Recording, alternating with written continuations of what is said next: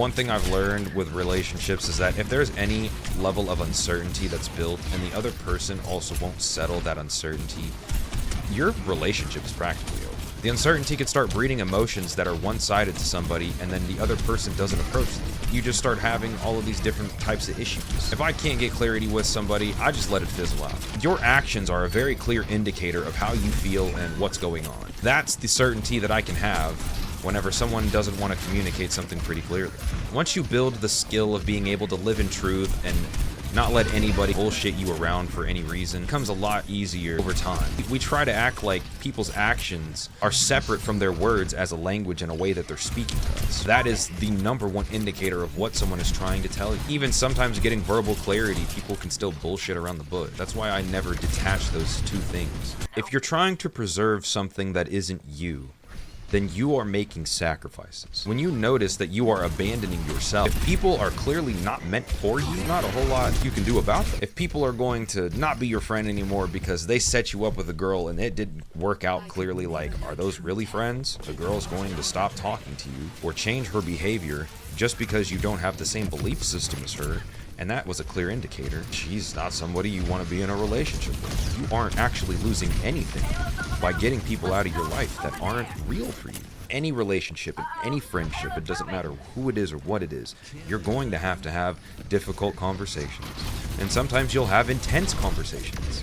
To be honest, if you can get through that skill, there's actually I would call positive tension between having certain types of conversations with people. That's the kind of thing that lets you ultimately be present. The world does not reward honest men.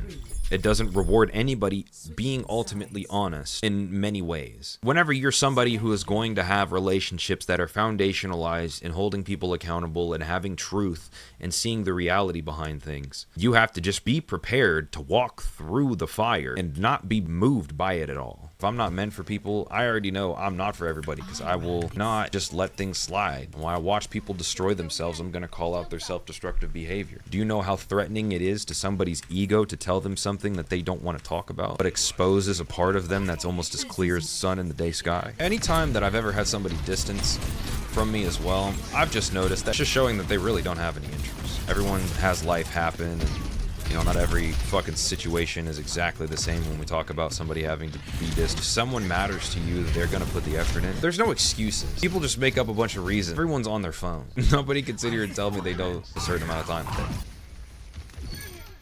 No! I was fucking muted, bro! What the fuck?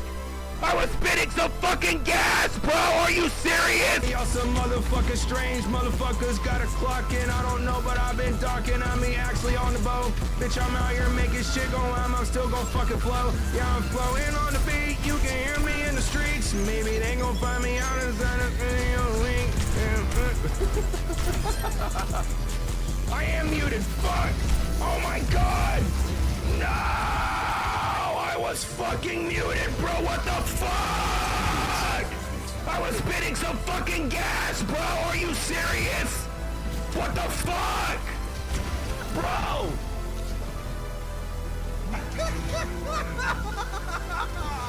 Ow! Like, what the fuck, man? I'm pressing Q. It's not zesty to let the homies know that they're cute as fuck. You know, it's not zesty to go and kiss your homies tonight. You know what I mean? Like, we just be doing that shit for real. I've never even watched Star Wars. Matter of fact.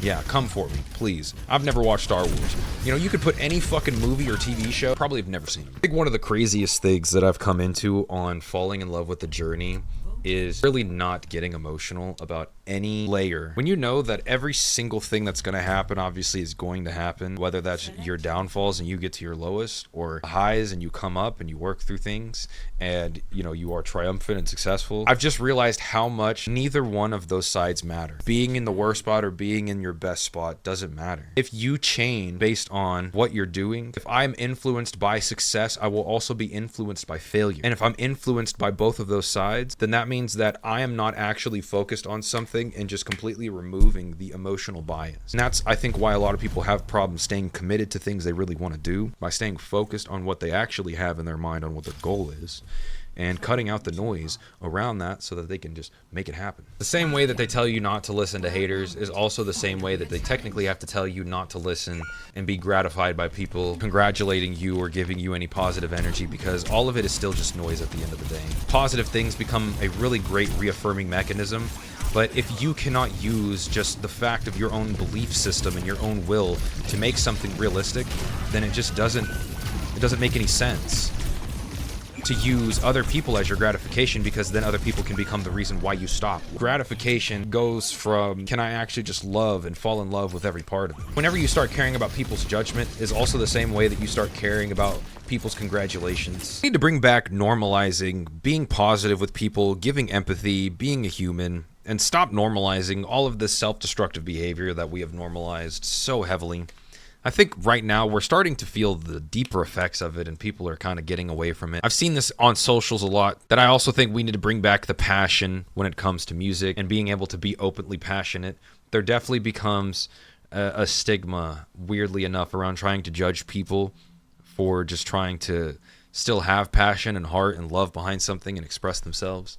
And I think that we're slowly coming around to see how valuable that even is, and eventually, instead of people being threatened by something, they get inspired by it. And I think that's the positive correlation coming out of everything that we have going on. A lot of people say that they want things, but I don't think that they really want what they're trying to say what they want. Most people don't actually know what they want. You can always tell who someone is and how someone's going to be just based on all of their energy. No matter what somebody tells you, their actions, how they are, how they present themselves, and how they go about doing things is going to be a foundation in every way on how they are as a person. Something I've experienced a lot is, people trying to say that they want something or they want to be some type of way, and then they don't really follow through with what the actions are, but then they deem themselves unqualified to still put the actions or effort towards making it real, but then they also see or think that they have to be receiving that thing. So whenever we could start separating the narrative we build in our heads around somebody and actually just continue to see them for who they are and what they are. I think a lot of times we're building that narrative because we start getting attached to all of the things that we want to say we want to be real. Take whatever is not real and make that what we're starting to see. Painting the narrative is always important, especially whenever you're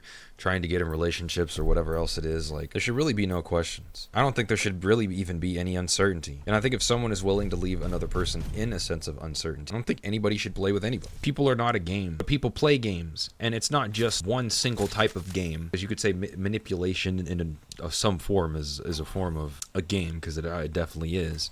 It's a self-serving game. The way many people function operates within people having to run by their program. When you hear that thing where people are like, if they're not following the program, they aren't gonna be here. I've seen some people use that terminology in a toxic setting, but also in a realistic setting, and it goes in as real as a frame as you could think of. Because if you're going to, I think the term lazy has been one of the most blanketed terms that people have ever used to try to describe misalignment within a society. How can you say that somebody is lazy? If they had the right things in front of them, they probably would be very motivated to do it.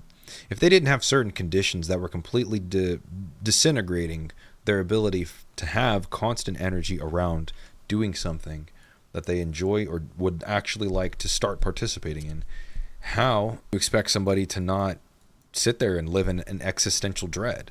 It's not like anyone doesn't want to do something specific. I mean, yeah, people definitely have to do things they don't want to do in life, but there's a difference between I'm doing things that I don't want to do versus what I'm doing is not working and doesn't make sense. And I think that's where the pullback of a lot of people trying to say that certain age groups are lazy or whatever else it is. It's like nobody really is. Everyone's living and changing into a world constantly that is adapting to so many different conditions.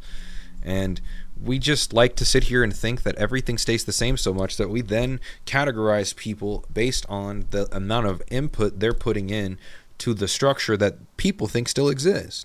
Most of the time it doesn't. That's why people who end up getting stupid successful or get to certain places in their life end up having to break a lot of molds. They might have mentors, but they don't follow a lot of people's advice because it changes, and it constantly has changed as we've had our society develop over its fucking existence. As I've built discipline inside of my body and in my life, because I didn't grow up with anybody trying to teach me discipline. Nobody had any guideline for me on how to be who I need to be as a person in whatever way I'm going to be. When I started really getting into discipline, to simplify it, it's really having the will to see a challenge and begin take it on. The emotions you have inside of yourself are very, very malleable, and emotions don't always mean something concrete. It can be very chaotic. Discipline is what formulates structure inside of the body. Even if you like doing something, you're unconsciously endowed by discipline by also driving yourself through the habitual process of it. I would say you don't truly love something if a part of you doesn't feel like you can be disciplined. I think there's a really overarching connection between the love, but also having respect and understanding for something, and then knowing what your interaction with that is going to be. We start talking about all these different things individually, but we never start connecting them to see how it makes sense. 'Cause you have to connect things. Everything in life is interconnected. Oh, goddamn, sir! What am I playing for my team? Okay, I'm just making fucking noises at this point. I'm gonna roll up some stinky underside donkey dick right now. Like, what the fuck am I reading? You play Overwatch, and you wait even after your team has started to leave for the game to end because you want to waste everybody's time. You are the actual scum of the earth.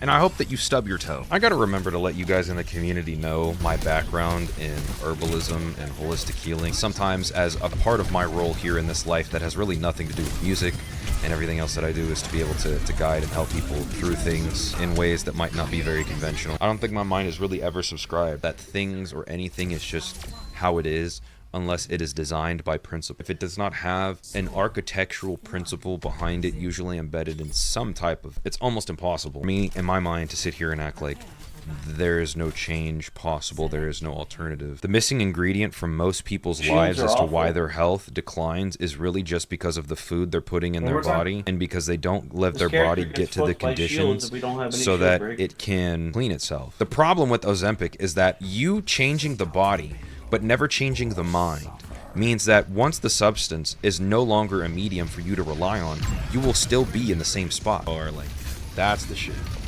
that that I'm fucking, fuck you, bro! Hey, Malcolm, keep doing what we do. Here, I'll die. Here, my turn, my turn. No, bro, what the fuck is wrong with you? We would have lived.